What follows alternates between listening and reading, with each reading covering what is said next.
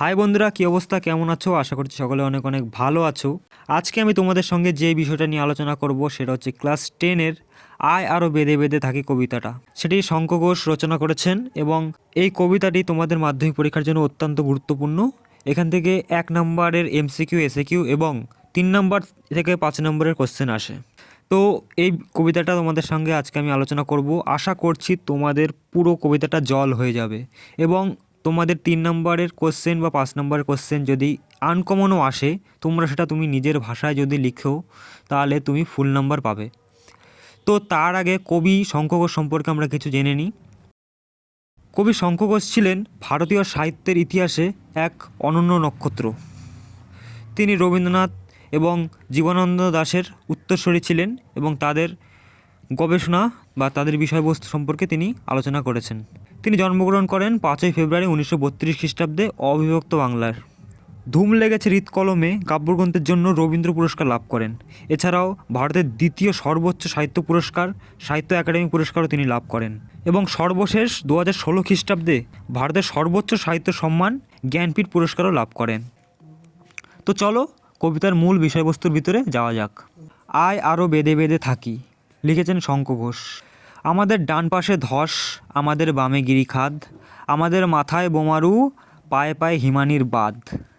আমাদের ডান পাশে ধস, অর্থাৎ যে ধস বা যে ধস নামে আমরা শুনি, পাহাড় এলাকায় বেশি এগুলো হয়। ধস, আমাদের ডান পাশে ধস এবং বাম পাশে বায়ে অর্থাৎ বাম পাশে গিরিখাদ। গিরিখাদ তো আমরা সকলেই জানি, পাহাড় এলাকায় এগুলো বেশি দেখা যায়, গর্ত আকৃতি। এবং আমাদের মাথায় বোমারু, বোমারু অর্থাৎ হচ্ছে যুদ্ধজাহাজ, অর্থাৎ যেই যুদ্ধজাহাজের উপর থেকে বোম নিক্ষেপ করা হয় সেটাকে বোমারু বলা হয়। তো আমাদের মাথার উপরে বোমারু। পায়ে পায়ে হিমানির বাঁধ, হিমানি বাঁধের কথার অর্থ হচ্ছে হিম কথার অর্থ হচ্ছে বরফ, অর্থাৎ বরফের বাঁধ, হিমানির বাঁধ পায়ে পায়ে। এই যে আমাদের কোন পাশে কি, এই 4টি প্রশ্নের ভিতরে তোমরা যদি একটু মন দিয়ে পড়ো বা এগুলি মনে রাখো, আশা করছি 1 নম্বর তোমাদের পরীক্ষায় আসবে। আমার অভিজ্ঞতা থেকে আমি বলছি এটা 1 নম্বর দেওয়ার চান্স অত্যন্ত গুরুত্বপূর্ণ। এই 4টে লাইন আশা করছি দেবে 1 নম্বর। তো চলো। আমাদের পথ নেই কোনো, আমাদের ঘর গেছে উড়ে, আমাদের শিশুদের সব ছড়ানো রয়েছে কাছে দূরে। আমাদের পথ নেই কোনো, অর্থাৎ আমাদের ডান পাশে ধস, আমাদের বামে গিরিখাদ, মাথার উপর বোমারু এবং পায়ে পায়ে হিমানির বাঁধ, সামনে হিমানির বাঁধ। তো আমাদের কোনো পথ নেই এখান থেকে বেরোনোর। এই যে অবস্থানে আমরা বর্তমানে রয়েছি, এই অবস্থান থেকে বেরোনোর কোনো পথ নেই। আমাদের ঘর গেছে উড়ে, আমাদের ঘর নেই, সে হারিয়ে গেছে, উড়ে গেছে। আমাদের শিশুদের সব কথার অর্থ হচ্ছে মৃতদেহ। শিশুদের মৃতদেহ, আমাদের শিশুদের মরদেহ ছড়ানো রয়েছে কাছে দূরে।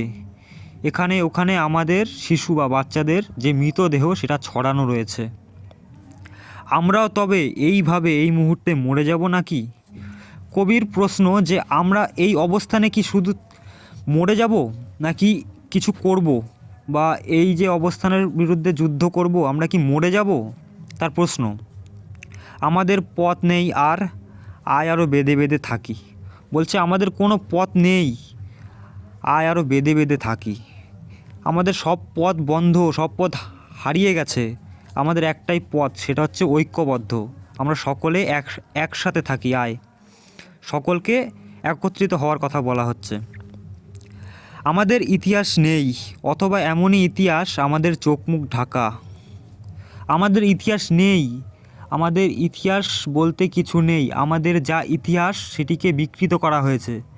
আমাদের যে ইতিহাস সেটা চোখ মুখ ঢাকা। ইতিহাস সাম্রাজ্যবাদীরা বা বর্বর জাতিরা তাদের মতো করে আমাদের ইতিহাসটা তৈরি করেছে। আমাদের নিজস্ব বলতে কোনো কিছু নেই বা ইতিহাস বলতে কিচ্ছু নেই। সবটা চাপানো ইতিহাস, নিজস্ব ইতিহাস কিছু নেই। অথবা এমন ইতিহাস যেটা আমাদের চোখ মুখ ঢাকা, আমাদের ইতিহাসটাকে ঢেকে রেখেছে। অরিজিনাল যে ইতিহাস বা সত্যিকারের যে ইতিহাস সেটি আমরা দেখতে পাচ্ছি না। আমরা ভিখারি 12 মাস, পৃথিবী হয়তো বেঁচে আছে। বলছে আমরা ভিখারি 12 মাস, আমরা ইতিহাস আমাদের নেই, আমরা সর্বত্র ভিখারি হয়ে পড়ে আছি, 12 মাসই আমরা ভিখারি। পৃথিবী হয়তো বেঁচে আছে, পৃথিবী হয়তো গেছে মরে। বলছে পৃথিবী হয়তো বেঁচে আছে কিংবা পৃথিবী হয়তো গেছে মরে, আমাদের কথা কে বা জানে, আমরা ফিরেছি দৌড়ে দৌড়ে। আমরা ভিখারি 12 মাস, পৃথিবী হয়তো গেছে, পৃথিবী হয়তো বেঁচে আছে, পৃথিবী হয়তো গেছে মরে। বলছে পৃথিবী হয়তো বেঁচে আছে কিংবা পৃথিবী হয়তো গেছে মরে, আমরা জানি না, আমাদের কথা কে বা জানে। পৃথিবী কি আদৌ বেঁচে আছে, বা বেঁচে থাকলেও কি তারা আমাদের খোঁজ নিচ্ছে? আমরা ফিরেছি লোকের দাঁড়ে দাঁড়ে, দৌড়ে দৌড়ে, দৌড়ে দৌড়ে। দৌড়ে দৌড়ে কথার অর্থ হচ্ছে দরজায় দরজায়, লোকের দরজায় দরজায় আমরা ফিরেছি। কিছুই কোথাও যদি নেই, তবুও তো কজন আছি বাকি, আয় আরও হাতে হাত রেখে, আয় আরও বেঁধে বেঁধে থাকি। বলছে কিছুই তো কোথাও নেই, সবই তো ধ্বংস হয়ে গেছে, তবুও তো কয়েকজন বাকি আছি। কেউ না থাক, আমরা কয়েকজন তো বেঁচে আছি। আমরা এই কয়জন মিলে ঐক্যবদ্ধ থেকে যাই সাম্রাজ্যবাদী বা যে বর্বর জাতি, তাদের বিরুদ্ধে রুখে দাঁড়াই, আয় আরও বেঁধে বেঁধে থাকি। কবির এখানে প্রার্থনা বা যেইটা চাওয়া সেটা হচ্ছে আমাদের ঐক্যবদ্ধ হয়ে থাকতে হবে, এই অবস্থানের থেকে ফিরে আসতে হবে। ঐক্যবদ্ধই একমাত্র পথ, কারণ আমাদের ডান পাশে ধস, বাম পাশে গিরিখাত, মাথায় বোমারুষ, পায়ে পায়ে হিমানির বাঁধ। আমাদের কোনো পথ নেই, আমাদের ঘরবাড়ি সব উড়ে গেছে, শিশু থেকে সমস্ত মানুষজন মৃতপ্রায়, এবং পৃথিবী আমাদের কোনো খোঁজ রাখছে না। পৃথিবী আমাদের থেকে বিচ্ছিন্ন। আমরা এরকমই ইতিহাস বহন করছি, যে ইতিহাসটা আমাদের নিজস্ব নয়, লোকের চাপানো ইতিহাস। তো আমাদের এই অবস্থানের থেকে একটাই করণীয়, সেটা হচ্ছে আমাদের ঐক্যবদ্ধ হয়ে থাকতে হবে। ঐক্যবদ্ধই একমাত্র পথ যেটা আমাদের এই জায়গা থেকে মুক্তি দেবে। কবি অবিভক্ত বাংলার বা সেই সময়ের পরাধীন যে ভারতবর্ষ, সেই ভারতবর্ষের যেই ব্রিটিশদের যে অত্যাচার, সেই অত্যাচারের যেই বিরুদ্ধেই হয়তো তিনি এই কবিতাটা লিখেছেন, বা সেই সমাজের পরিপ্রেক্ষিতেই তিনি এই কবিতাটা লিখেছেন। তার প্রার্থনা একটাই, আয় আরও বেঁধে বেঁধে থাকি, আমরা ঐক্যবদ্ধ হয়ে থাকি, তবেই এই জায়গা থেকে আমরা মুক্তি পাবো। আশা করছি তোমরা বুঝতে পেরেছো, এবং যদি বুঝে থাকো তাহলে অবশ্যই ভিডিওতে একটা লাইক দিয়ে দেবে।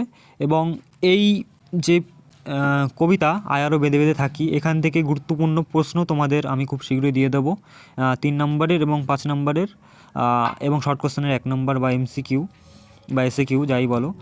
শর্ট কোশ্চেন 1 এবং 3, 5 সব আমরা দেবো এই চ্যানেলে। যদি কোথাও বুঝে না থাকো তবে অবশ্যই কমেন্টে জানাবে। আশা করছি তোমরা বুঝতে পেরেছো। তো চলো, আজকের জন্য বাই।